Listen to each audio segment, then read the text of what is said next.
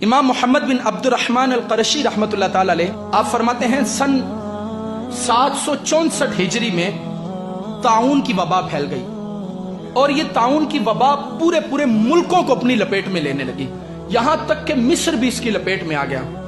کہتے ہیں کہ جب یہ مصر کے اندر داخل ہوئی تو اب یہ معاملہ ہوا کہ ہلاکتیں بڑھنے لگیں، تو پھر لوگوں نے قیام اللیل شروع کر دیے۔ یہ بیماریوں سے لڑنے کا یہ ایک طریقہ کار ہے، ہماری طرح نہیں چھٹیاں ہوئی تو گھر میں جناب ساری رات 2-3 فلمیں دیکھنے کے اوپر لگ گئے، اور کوئی کرونا کو جو ہے وہ مذاق کے طور پر جو ہے وہ بول رہا ہے، کوئی کچھ کر رہا ہے۔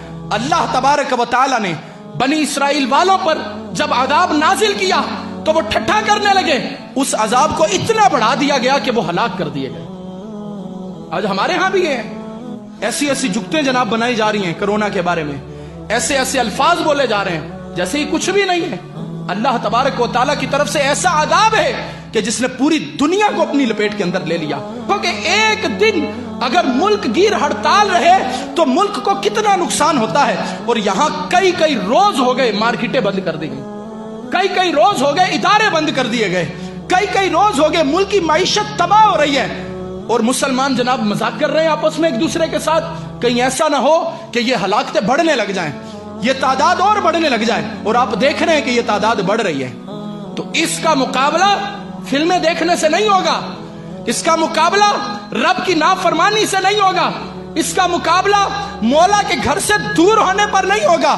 واقعی اگر کوئی اس کا مقابلہ کرنا چاہتا ہے تو آؤ، محمد بن عبد الرحمن رحمۃ اللہ تعالی علیہ کہتے ہیں جب ہمارے مصر میں آیا تو ہمارے مصر کے لوگوں نے راتوں کو اٹھ کر عبادتیں شروع کر دی، اور فرمایا صرف وہ عبادتیں ہی نہیں تھے کرتے، راتوں کو رب کی بارگاہ میں قیام اللیل میں کھڑے ہو جاتے اور صبح اٹھ کر روزہ رکھ لیا کرتے تھے، اور فرمایا پھر وہ صدقات دینے شروع ہو گئے۔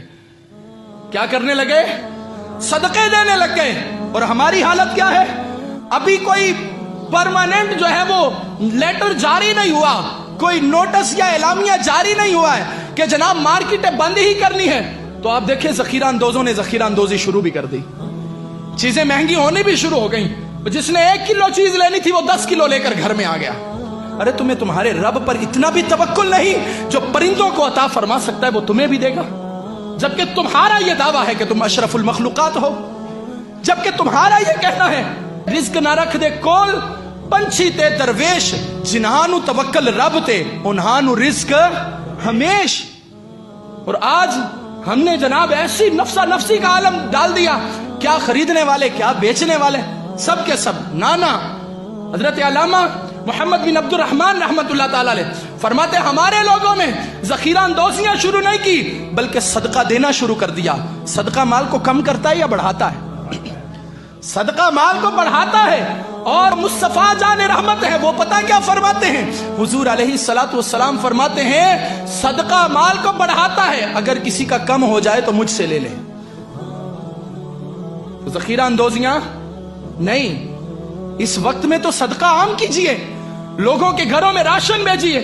آپ کو لگتا ہے کہ میں کسی کی مدد کر سکتا ہوں تو اس کی مدد کیجئے، کیونکہ یہ وہ وقت ہے جب امت پریشان ہے، یہ وہ وقت ہے جب مسلمان بے روزگار پھر رہے ہیں، لہٰذا ان کے اوپر خصوصی نگاہ رکھیے، ان کے گھر بار کا خیال کیجئے، ان کے گھروں میں راشن بھیجئے۔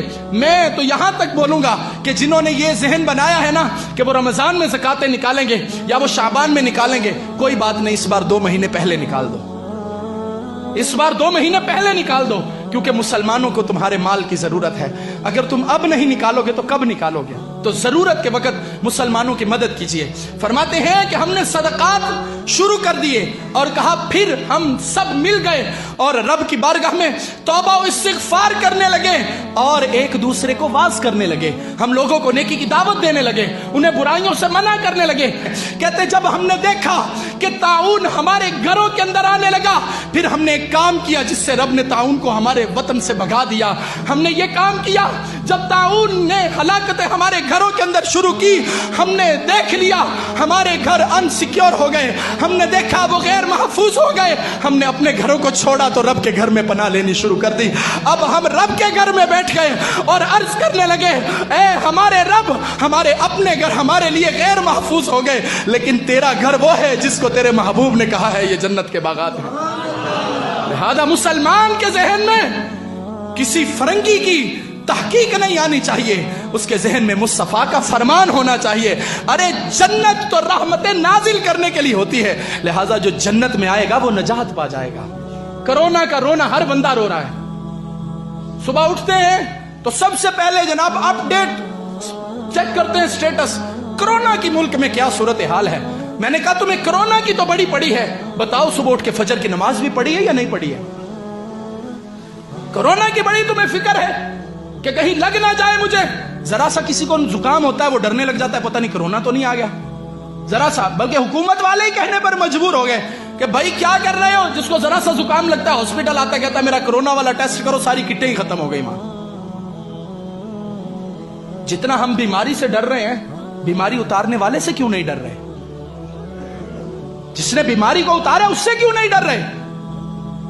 کیا آپ کو لگتا نہیں کہ جو بندہ صدق دل کے ساتھ اپنے رب کی بارگاہ میں جھک گیا ہوگا اللہ اسے محفوظ کرے گا؟ کیا آپ کو لگتا نہیں جو بندہ راتوں کو اٹھ کر اپنے مالک کی بارگاہ میں عرض کرے گا پچھلی راتی رحمت رب دی کرے بلند آوازاں، بخشش منگن والے عطائیں کھلا ہے دروازہ، جب وہ بخشش عطا فرمانے والا ہے تو کیا شفا نہیں ملے گی؟ کیا نجات نہیں ملے گی؟ لیکن معذرت کے ساتھ ہم سب کچھ اوپر سے ہی لگے ہوئے ہیں کرنے کے لیے.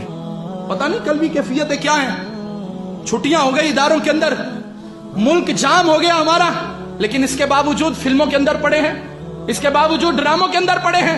ہمیں چاہیے ہم اپنے رب کی بارگاہ میں توبہ و استغفار کو لازم کریں.